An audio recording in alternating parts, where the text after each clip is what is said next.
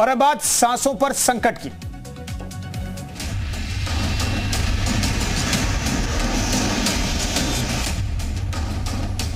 दिल्ली में सांसों का आपातकाल।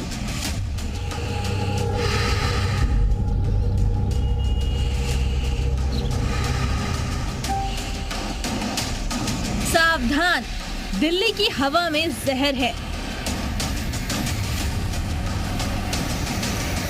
दिल्ली की हवा बेहद खराब। सांस लें तो ले कैसे?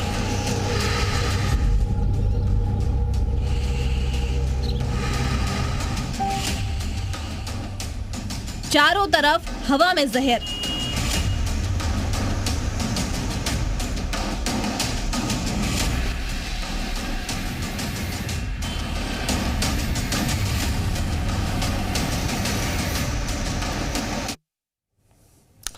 तो दिल्ली एनसीआर में वायु प्रदूषण से हालात बेकाबू होते जा रहे हैं। दिल्ली एनसीआर के ज्यादातर इलाकों में AQI 400 से पार बना हुआ है। दिल्ली के आनंद विहार में 448 AQI पहुंच गया है।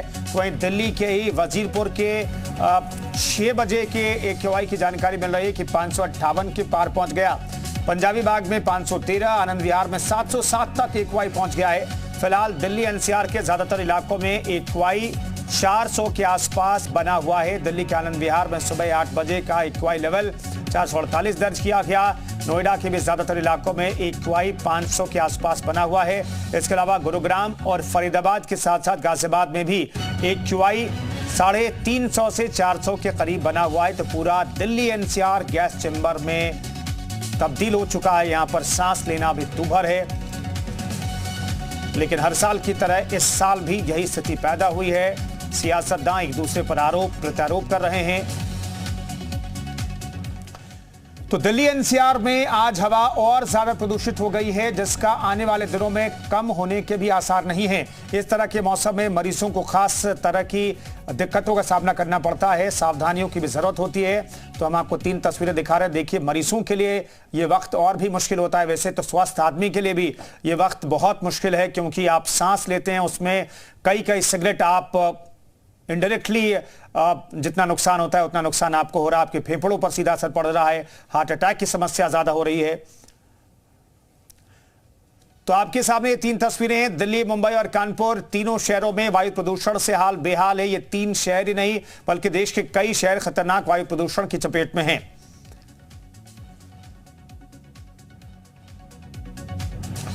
तो दिल्ली में सांसों पर संकट है और इस बीच आम आदमी पार्टी, कांग्रेस और बीजेपी के बीच वार पलटवार का दौर भी जारी है। हालांकि दिल्ली सरकार की तरफ से कई कदम उठाए जाने की बात कही जा रही है, लेकिन इसका नतीजा कब निकलेगा ये कोई नहीं जानता।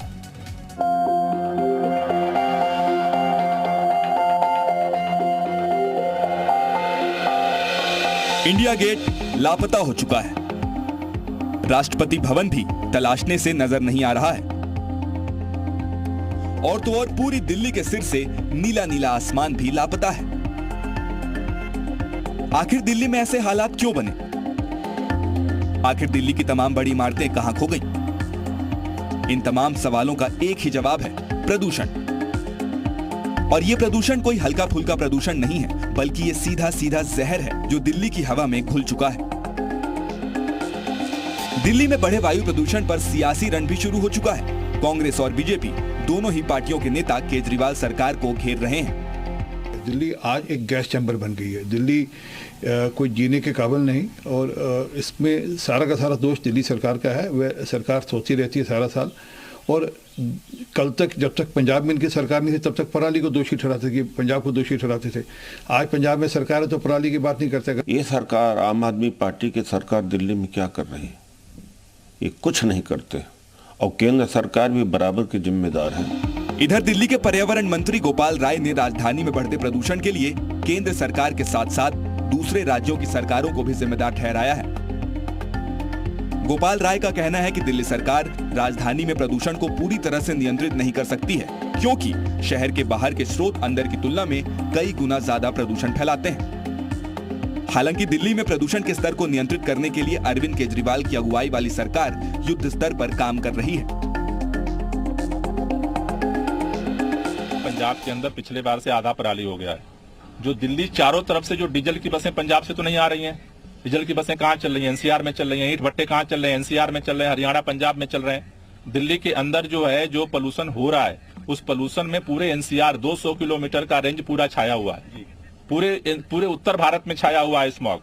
उनको सभी सरकारों को सक्रिय होना पड़ेगा, केवल बयानबाजी से काम नहीं चलेगा। दिल्ली में बीते कई दिनों से AQI लगातार खराब श्रेणी में दर्ज किया जा रहा है, लेकिन अब हालात और तेजी से बिगड़ रहे हैं और आने वाले दिनों में स्थिति में कोई खास सुधार होने की उम्मीद भी नजर नहीं आ रही है। आपको जानकर हैरानी होगी कि दिल्ली के ज्यादातर इलाकों में AQI का लेवल 400 के पार बना हुआ है। हालांकि वायु प्रदूषण पर दिल्ली सरकार युद्ध स्तर पर काम कर रही है। दावा किया जा रहा है कि दिल्ली सरकार के प्रयासों के बाद शहर भर में पिछले साल पहचाने गए 13 से 14 हॉटस्पॉट अब घटकर 4 से 5 हो गए हैं, जबकि पूरे उत्तर भारत में AQI की ऐसी स्थिति कि जितने हालात नोएडा, ग्रेटर नोएडा में खराब हैं, गुड़गांव में खराब हैं, फरीदाबाद में खराब हैं, उतने तो दिल्ली में भी नहीं है। वहाँ तो योगी जी की भारतीय जनता पार्टी की सरकार है नोएडा, ग्रेटर नोएडा में। हरियाणा, फरीदाबाद, गुड़गांव के अंदर खट्टर साहब की भारतीय जनता पार्टी की सरकार है।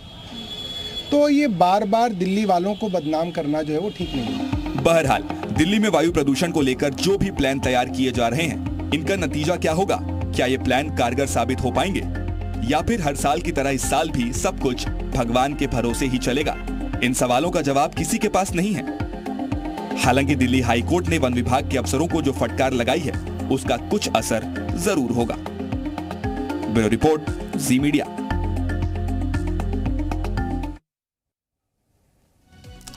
तो ये आपको बताते हैं कि AQI कहां पर कितना बताया जा रहा है, एयर क्वालिटी इंडेक्स क्या कह रहा है। दरअसल ओखला की अगर हम बात करें तो ओखला फेज 2 में 439 बताया जा रहा है। AQI जो है एयर क्वालिटी इंडेक्स 439 है। आनंद विहार में यह आंकड़ा 448 का बताया जा रहा है। श्री फोर्ट दिल्ली की अगर बात करें तो 425 यहां पर आंकड़ा है। ये देखिए, हम आपको बता रहे हैं आनंद विहार में 448 है AQI लेवल। श्री फोर्ट अगर दिल्ली की बात करें तो यहां पर आंकड़ा 425 है AQI का।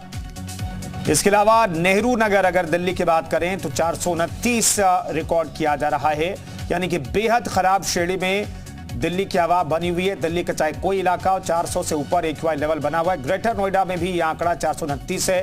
उत्तर प्रदेश का ग्रेटर नोएडा में यह आंकड़ा 429 है।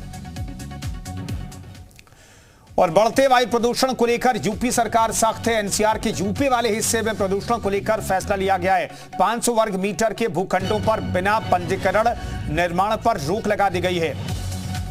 दरअसल डस्ट ऐप पर कराना होगा पंजीकरण। यूपी प्रदूषण नियंत्रण बोर्ड ने जारी किया निर्देश।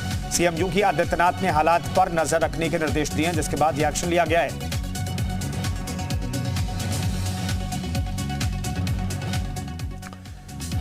वहीं गाजियाबाद में प्रदूषण का स्तर लगातार बढ़ता जा रहा है। AQI 350 से 467 के बीच दिखाई दे रहा है। दिल्ली समेत गाजियाबाद में भी ग्राफ 3 की कंडीशन लागू कर दी गई है, लेकिन इसका जमीनी स्तर पर कोई पालन होता नजर नहीं आ रहा है। जहां मैनुअल शॉपिंग के बजाय मशीनी और वैक्यूम बेस्ड स्वीपिंग की बात कही जा रही है, वहीं आप गाजियाबाद की सड़कों का हाल देख सकते हैं। नगर निगम के कर्मचारी पाबंदियों से अनजान नजर आ रहे हैं और साफ तौर पर कहते हुए नजर आ रहे हैं कि अधिकारियों की तरफ से उन्हें कोई निर्देश नहीं मिले।